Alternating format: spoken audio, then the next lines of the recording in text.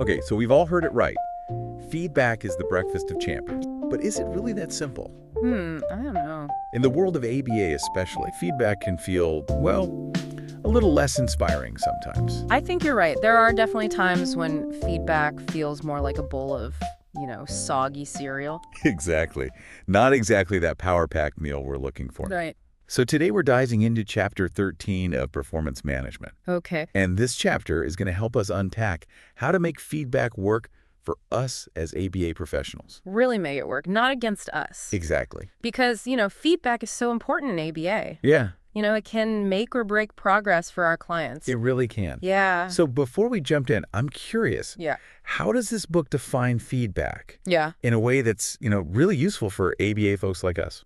Basically, it boils down to this. Feedback isn't just giving information. Okay. It's information that tells you, first, where you stand compared to a goal. And second, how to get closer to that goal. So it's like it's not enough to just, tell someone, hey, you're off track. Exactly. You've got to give them a roadmap to, get back on course. Right. You have to give them the steps they need to take Yeah. to actually improve. The book has this really great example about cholesterol. Okay. Just knowing your cholesterol number, Right. That's not really feedback in itself. Right. It's just data. It's feedback only if it actually motivates you to change. To make changes to, maybe your diet or exercise habits. Yeah, that makes total sense. It's like data without action. Yeah. It's just, more data. Right. It's just more data. And we're all about action in ABA, right? Exactly. We want to see that real measurable change in behavior. That's what we're all about. Okay, so we've got a good definition of feedback, Yeah. but why should we be so hyped about it? Like, does it really have that much power to change behavior? The research is honestly pretty amazing. There's this researcher, Gilbert, and he's studied feedback Okay. extensively. Okay. And he found that when you consistently give feedback, Yeah. it leads to, at the very least, a 20% improvement in performance. Wow. And sometimes, get this, sometimes it can even lead to a 6-fold increase. A 6-fold increase. So This that's is like bad. what? Going from barely crawling to sprinting a marathon? Exactly. Okay, wow. So what kind of real world scenarios are we talking about here? Oh, there are so many examples. I mean, everything from improving academic skills, Oh, wow. like handwriting, math, Okay. all the way to improving posture at computer workstations. Well, hold on. Feedback can help with posture. Yeah. I'm slouching right now. Tell me more. Okay, so there's this study by Sigurdsson and Austin, and they used feedback along with a few other techniques. Okay. And people were able to keep good posture Yeah. over 90% of the time Wow. after just 1 or 2 sessions. Okay. That is impressive. But is there an example that really hits home for ABA? Yeah, definitely. Something that'll make our listeners go, uh-huh, I see how this works. Okay, so the one that really got me was this study by Komaki and Barnett, and they worked with a Little League football team. Oh, interesting. Okay. And they used really specific feedback Okay. based on a checklist to improve the team's play execution. Okay. I'm intrigued. Football and ABA, what's the connection? So they focus on specific behaviors for each player, like the quarterback's decision on when to throw the ball. Yeah. And after each play, the coach would go over this checklist. Okay. And they would praise correct actions and explain how to fix mistakes. So it's instead of just yelling, bad throw, Right. the coach actually gave the quarterback actionable feedback. Exactly. Okay. And the results were pretty incredible. Okay. The team's performance on those targeted plays, it improved more than tenfold. Tenfold. Yeah. That's a touchdown for team feedback. Yeah. What about individual players, though? Did they see improvements, too? Oh, absolutely. The quarterback, for example, went from rarely making the right decision Yeah. about throwing to getting it right most of the time. Wow.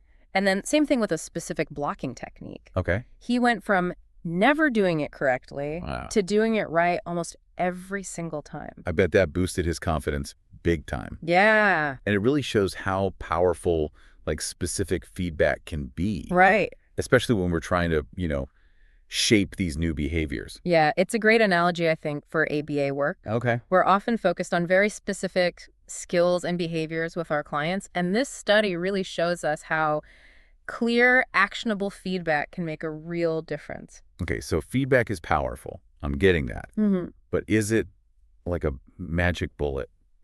Can we just throw feedback at a problem and expect it to magically fix everything? That's where things get a little bit more tricky. Okay. Because feedback is essential, like we've said, but it's not the whole story. Okay, so this is where it gets interesting. What's the missing piece of this puzzle? We need to pair feedback with reinforcement. Okay. So remember how we said that feedback has to tell you how to get closer to a goal? Yeah. Well, it also needs to tell you that good things happen when you get closer to that goal. Okay, so it's like feedback sets the stage, and reinforcement is the standing ovation. Yes, I love that. Like it makes feedback what we call in ABA a discriminative stimulus. Right, an SD. Exactly. For positive reinforcement. Okay, now I know we talk about SDs a lot in ABA. Yeah. But for anyone who might be new to the concept, could you break that down a little bit? Sure. So an SD basically tells you that reinforcement is available if you do a specific behavior. Okay. So in this case, the feedback itself becomes a cue that if you improve based on that feedback, something good will happen. So it's not just about like pointing out areas for improvement. Right. You also need to reinforce, the positive changes that people make based on the feedback. You got it. And this really ties back into some of those ABA principles we use all the time. Exactly. Because we know that reinforcement strengthens behavior. So when we reinforce those improvements that result from feedback, we're actually making it more likely that that person is going to continue to pay attention to and use the feedback they get in the future. Right. It's kind of like creating a positive feedback loop. Exactly. So to speak. Right. And there was actually a study on customer greetings that showed this really well. Okay. When they just gave feedback alone, it produced a really short-lived improvement in those greetings. Okay. But then when they added goal setting and manager praise, which was the reinforcement in that situation, the improvement was maintained over time. Wow. So it's like it's a 1-2 punch. The feedback guides the behavior, and the reinforcement actually makes those changes stick. Right. Now, let's talk about how to deliver feedback effectively, because the book actually outlines 10 characteristics of what makes feedback really effective. 10. Okay, I'm ready to take notes. What's number 1? Okay, so the first one, and I think this is the most important one, is that feedback needs to be specific. Specific, okay. Because vague feedback is like trying to navigate with a blurry map. Yeah. It's just not helpful, and it can even be frustrating. Yeah, definitely. So be specific. Be specific. Got it. What else? Okay, so number 2 is that the feedback has to be about something the person can actually control. Okay. It's pointless and really demotivating to critique things that are totally out of their control. Yeah, that makes sense. Yeah. You wouldn't, tell a student to, just do better on a test if they haven't been taught the material. Exactly. Okay, so control. Got it. What's next? Okay, so number 3 is that whenever possible, feedback should be immediate. Immediate, okay. Especially, if it's a task that has multiple steps, the sooner someone knows they're on the right track. Yeah. The better. And this really makes a lot of sense in ABA. Yes. We often break skills down into those really tiny steps. Right. And so immediate feedback is really helpful. Yeah. It helps the person actually learn more effectively. Absolutely. Okay, number 4. Okay. Feedback should be individualized. Okay. So even if you're working with, a group of people, you want to try to tailor the feedback to each person's strengths and challenges. So, cookie cutter feedback. Right. We're talking personalized guidance. Exactly. Individualized, check. What else? Okay, number 5 is, if you can, encourage self-monitoring. Okay. When people track their own progress, they're getting that immediate feedback without always needing someone else to give it to them. It's like it makes them really active in their learning process. Right. Rather than just being, passive recipients of the information. Exactly. Okay, number 6. If self-monitoring isn't a good fit, the feedback should be collected and delivered by the person in charge. Okay, so no delegating this to assistants or other staff members. No, because this shows the person that their performance is really important. It's important enough for their supervisor or manager to be the one delivering it. Exactly. It's not just about the feedback itself. Right. It's really about the message it's sending. Exactly. Okay, number 7. 7. This one is super important. Feedback should focus on improvement. Okay. Not just on what's wrong. So instead of dwelling on the mistakes. Right. We want to highlight the progress, the successes. Right, even the small wins. To help keep people motivated. Remember, we want to create a positive learning environment. And that all comes back to positive reinforcement. It does. Okay, so focus on improvement, check. What's number 8? Okay, number 8 is that your feedback has to be easily understood. Use clear language, avoid jargon, and be ready to explain things in different ways if you need to. And this is so important in ABA. Yeah. We're working with such a diverse range of clients. Yeah. People who might have different communication styles and abilities. Absolutely. So yeah, easily understood. That's key. What's number 9? Okay, number 9. Whenever possible, you want to graph the feedback. Okay, graph it? Yeah, because that visual representation of progress can be incredibly motivating. I love a good graph. Me too. Okay, so what about number 10? Okay, number 10. This one might sound familiar, but it's worth repeating. Okay. Feedback should always be an antecedent for reinforcement. Okay, now remind me, what does that actually mean in this context? It means that right after you give feedback, you should follow it up with some type of reward or recognition for improvement. So that could be praise, maybe a small token, or even just acknowledging their effort. Okay, so it's not enough to just say, good job, you're improving. We really need to back it up with something that's either tangible or meaningful to the person. Exactly. Okay, those are really solid tips. I feel like I've learned so much already. Yeah. And we've covered a lot in this first part. Yeah, we have. But it feels like there's so much more to explore. There is. Where do we even go from here? Yeah, there is a lot more we can talk about. Let's go back to this idea of feedback as a discriminative stimulus for reinforcement. Okay. It might seem simple. Right. But it has really big implications for, how we use feedback in ABA. Okay, I'm ready. Yeah. Why is it so important for feedback to be an SD for reinforcement? Yeah. Especially when we're trying to, create lasting behavior change. Well, think about it this way. If you know that feedback is consistently followed by something positive, it becomes more than just information. Okay. It actually becomes a signal that something good is coming. Okay, so it's kind of like Pavlov's dogs. Yeah, exactly. Yep. But instead of, drooling over a bell, our clients are getting excited about feedback. Right. Because they know that it's going to lead to something good. Yes. It creates that positive association where feedback itself becomes rewarding. Which in turn makes people more likely to actually pay attention to it and use it to improve their behavior. Right, exactly. It sets up this chain reaction of positive change. It does. And this is where I think the role of the ABA professional is so crucial. Yeah. We really need to be thoughtful about how we deliver feedback. Okay. To make sure that it is a signal for reinforcement. Okay, so how do we do that in practice? Yeah. Can you give us some concrete examples? Sure. So let's say you're working with a client on a new skill. Okay. Like sorting objects by color. Okay. And as they're working on that skill, you give them specific feedback on their choices. Okay. Praising them for every correct sort. And maybe even, offering a small reward, like a sticker or a short break when they complete the task. Exactly. And that reinforcement is really key because it strengthens the connection between that feedback and the positive outcome. So the next time they're sorting, they're going to be more likely to pay attention to that feedback. Right. Because they know it might lead to something good. Right. It's like you're training their brains to see feedback as valuable, not something to be scared of. And this applies beyond just direct client work. Oh, okay. Think about, supervising your staff or even giving feedback to your colleagues. So if I consistently praise a colleague for, implementing a new strategy based on feedback that I gave them. Exactly. It creates that culture where feedback is valued and seen as a path to, professional growth. Yes. You're basically changing how people see feedback. Yeah. It goes from being something negative or critical to something that is beneficial and rewarding. It's all about creating that system where feedback is just an integral part of learning and improving on all levels. Yes. The book actually emphasized one thing a lot, which is focusing on improvement instead of just pointing out what's wrong. And I think this is something that sometimes ABA professionals can struggle with. Yeah, I can definitely see that. I mean, we're trained to be analytical. Yeah. To really identify areas that need improvement.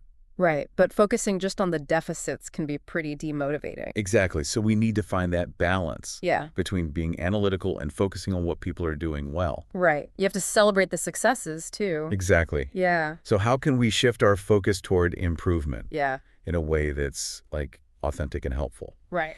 Any practical tips for our listeners out there? Sure, yeah. One simple thing you can do is to try framing your feedback in a way that highlights the progress they've made. So instead of saying you didn't complete all the steps correctly, you could say something like, you did a great job on steps 1 through 3. Let's focus on mastering step 4 next. Okay, that's a great example. Yeah. Because it acknowledges their effort and their progress. Right. But it also gives them specific directions for improvement. Exactly. Another tip is to use positive language whenever you can. Okay. So instead of saying you need to stop doing X, you can say, I would love to see you do more of Y. It's a subtle shift. It is. But I think it really frames the feedback in a way that focuses on growth and potential rather than, criticism. Exactly. And even when you are correcting a mistake, do it in a way that is encouraging. Okay, so like instead of saying that's wrong, I could say, hey, let's try a different approach this time. Exactly. Because remember, our goal is to help them learn and grow. Right. Not to make them feel bad. And when people feel supported, they're much more likely to be open to that feedback. Right. And motivated to improve. Exactly. And that comes back to that reinforcement piece that we talked about. Right, exactly. That when we combine positive feedback with rewards or recognition, we create this powerful cycle of change. We do. Okay, so we've talked about focusing on improvement. Yes. But the book also highlighted making feedback easy to understand. Yes. Why is that so important? Right. Especially when we think about the needs of our clients in ABA. It's so crucial because, in ABA, we work with people who have different communication styles and abilities. Right. And some clients might have difficulty processing complex language or really abstract concepts. So it's not just about avoiding jargon. Right. It's about tailoring our communication to the individual needs of that person. Exactly. So we might need to use visual aids, simple language, really clear examples, or even do hands-on demonstration to make sure they understand the feedback. And checking for understanding is so important too. So we might ask the person to, repeat back the feedback. Right. Or to demonstrate what they've learned just to make sure we're all on the same page. Absolutely.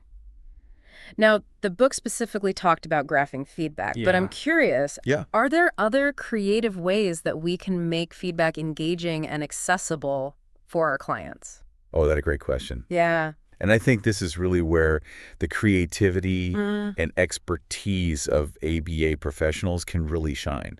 We can use things like games, stories, role-playing. Yeah, those are great ideas. Even music. Yes. To make feedback more interactive and fun. I love it. It's all about meeting people where they're at. Yeah. And making feedback a positive and meaningful experience. Okay, so speaking of, meeting people where they are, the book really emphasizes that feedback should be delivered by the person in charge. Yes. Why is that so important? Well, it really shows the person that their performance is valued. Okay. And when,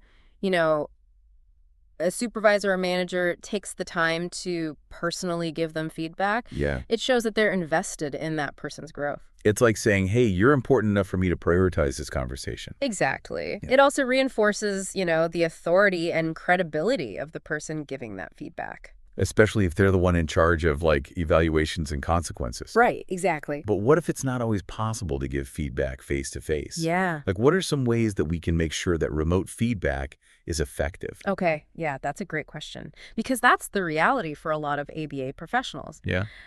I would say, first, just try to maintain a personal connection, even if you can't meet in person. Okay. You can schedule a phone call or a video chat to give feedback. And that allows you to hear their tone of voice and see their facial expressions. Right. Which can help you, kind of adjust your approach. Yeah. In real time. Exactly. And even with written feedback, personalize it. Okay. So use their name, refer to specific examples, ask questions. To really encourage that, back and forth. Exactly. Make it a conversation. You can even supplement the written feedback with a voice memo or even a short video. To really add that personal touch. Right. And of course, don't forget the reinforcement. Right. Always important. So like if you're praising someone in an email, Yeah. maybe you also like send them a virtual gift card. Right. Or, even like a handwritten thank you note Yeah. to really solidify that positive association. Exactly. It's really about finding those creative ways to make feedback a positive experience, no Yep. matter how you're delivering it. Now, the last characteristic we should talk about is... Graphing feedback. I knew it. I knew you were going to say... I'm a huge believer in visuals, Oh. especially when we're talking about data. Yep. But for those who maybe are new to this, Mm-hmm. why is graphing feedback so important?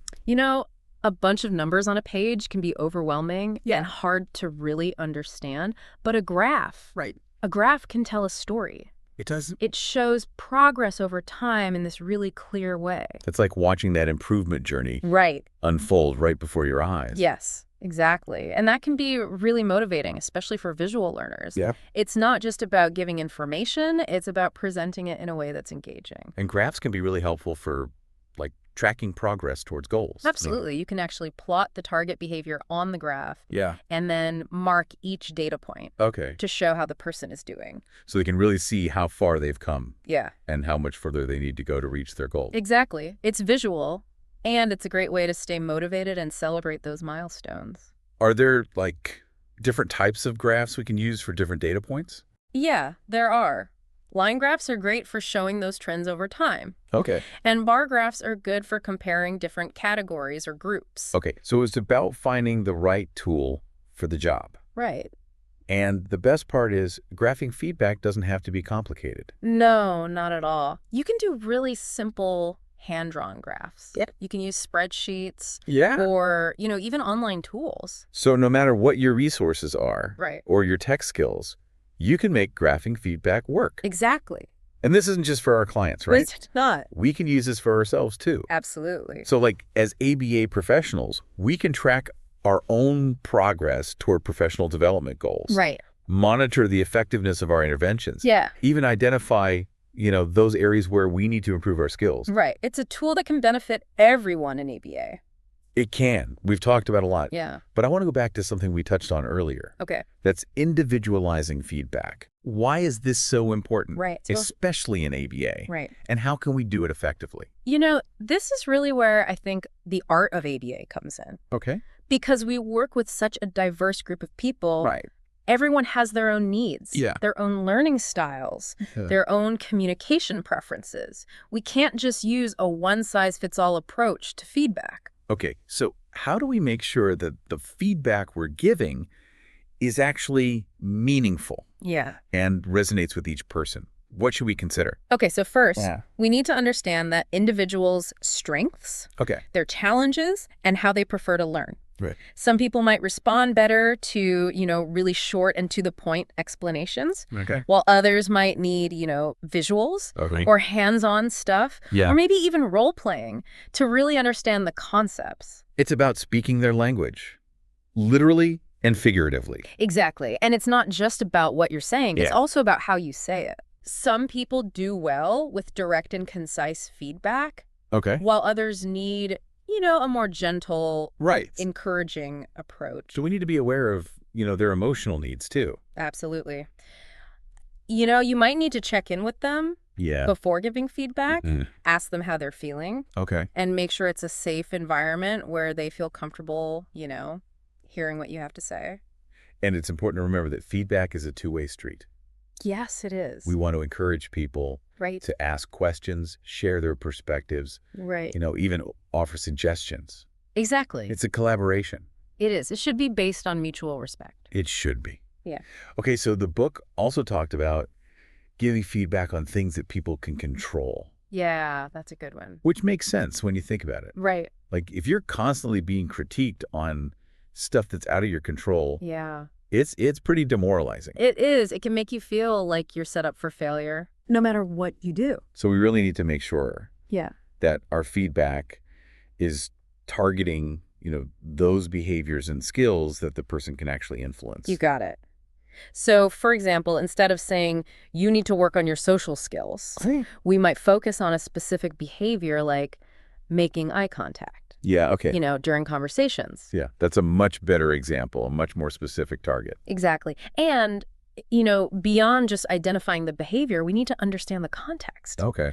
Are there things in their environment that might be preventing them from doing well? Right. Do they need more training? Right. It's about looking at the whole picture. It is. Not just focusing on the behavior in isolation. Exactly. We need to work with the individual Yeah. to come up with a plan that is realistic and achievable for them. And that, I think, really creates a sense of empowerment Yeah. and control. Yeah. Which can be really motivating. Right. Exactly. It's about shifting from that you're doing this wrong to let's work together to figure this out. Yes. Okay.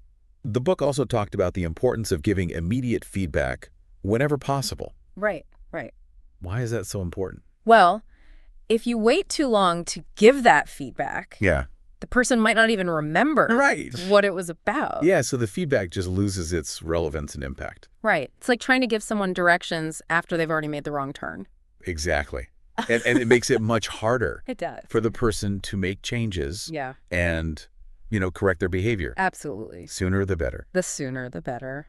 But, that's not always realistic, especially when you're in a busy setting. Right. Or juggling multiple clients. So are there strategies we can use when we can't give feedback immediately? Yeah, for sure. Even if you can't give feedback right away. Yeah. Try to do it as soon as you can. Okay. After that behavior happens. And in the meantime, you can actually encourage the person to think about their actions in that moment. So you can ask them things like, what did you notice about how you handled that situation? Okay, yeah. Or what could you do differently next time? Okay, so that gets them thinking about their own behavior. Right. And getting ready for that feedback they'll receive later. Exactly. It's encouraging self-awareness. Yes. And being proactive in improving. Exactly. And that leads us perfectly into the next characteristic, which is encouraging self-monitoring. Okay, now why is that so powerful in ABA? Yeah. What do you think? Well, when people are tracking their own progress, they're taking ownership of their learning. It's not just about passively receiving feedback, it's about being involved. Exactly. It promotes self-awareness. Yeah. And a sense of responsibility. Right. And it gives them control over their progress. Right. Plus, they get that feedback right away, which we talked about before, how important that is. So, practically speaking, how can we encourage self-monitoring in ABA? Yeah, good question. Are there tools or strategies that we can use? It can be as simple as giving them a checklist. Okay. Or a behavior tracking app. Or even just a notebook where they can keep track. Okay. It's just about choosing a system that's easy to use and that makes sense for their goals. Right. And that they can actually use, in their everyday life. Right, exactly. But we also have to make sure, though, that the data they're collecting is meaningful and is actually being used to guide how we're teaching them. Yeah. You don't want to just collect data for no reason. It should be informing, our feedback and how we create those interventions. Exactly. Now, self-monitoring isn't for everyone. Right. Okay. Some people find it overwhelming. Yeah. Or it might make them anxious. Okay. So, we need to find the balance. Right. It's about respecting individual preferences and needs. Yeah. It's all about creating a learning environment where people feel empowered and motivated. Now, I know we talked about all 10 characteristics. Yeah. But I think it's really important to emphasize that there's no one right way to give effective feedback. Right. These 10 things we talked about, they give you a good foundation. Yeah. But you have to be flexible. All right. And adjust based on the person and the situation. And just as we emphasize, receiving feedback, we should be open to giving it as well. Yeah. So practice what we preach. Yeah, exactly. Be open to getting feedback on our own feedback skills. Yeah, yes. Because, we can all learn and grow. Yeah. And sometimes the best way to do that is to get feedback from other people. Yeah. We're all on this journey together, right? We are. Constantly learning and trying to get better as ABA professionals. Absolutely. So as we wrap up this part of our deep dive, what are some key takeaways our listeners should remember about feedback in ABA? Okay. Well, I think the biggest thing to remember is that feedback, when done right, can really make a difference. Yeah. It's not just a box you check off. Yeah. It's really a tool to help people change and grow. And it's about changing that idea. Right. That feedback is all about, pointing out mistakes. Yeah. We want to make it positive, Yeah. empowering, and really focus on the individual. Exactly. Remember those 10 things we talked about? Yes. Being specific, Right. focusing on what they can control, Yeah. giving feedback right away, individualizing it, Yeah. encouraging self-monitoring. These are practical tips Yeah. that can make feedback so much more effective. They can. And remember, Yeah. feedback doesn't work in isolation. No, it doesn't. It needs that reinforcement piece. Exactly. So pairing feedback with rewards, Yeah. praise, even just acknowledging their effort really helps to make those changes last. Yeah, it's about creating those moments, right? Yeah. Where someone realizes, Mhm. I'm doing better and this feels good. It does. Right. Yeah, And that sense of accomplishment can be so motivating. it can be. We also talked about how important it is to make feedback easy to understand. Right. That's a big one. And this is especially important in ABA, Yeah. because we work with individuals who might have different communication needs. It's all about meeting people where they're at. Right. Using clear language, Yeah. visuals, Yeah. Visuals. and just whatever works Right. to make sure the message is actually being received. Exactly. And remember, feedback isn't just for our clients. It's not, yeah. It's for all of us Yeah. as ABA professionals. Yeah. So get feedback from your supervisors, Yeah. your colleagues, and even from your clients too, Yeah, that can be helpful. to help us keep getting better.